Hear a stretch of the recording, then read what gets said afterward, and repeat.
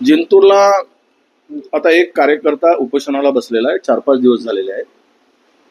मला काल तिथून अनेक लोकांचे फोन आले बंजारा समाजाचा. हे खरं आहे की हैदराबाद गॅजेटमध्ये स्पष्ट उल्लेख आहे, बंजारा समाज हा तिकडे आणि इकडे महाराष्ट्रात, तेलंगणामध्ये तर तो एसटी मध्येच आहे.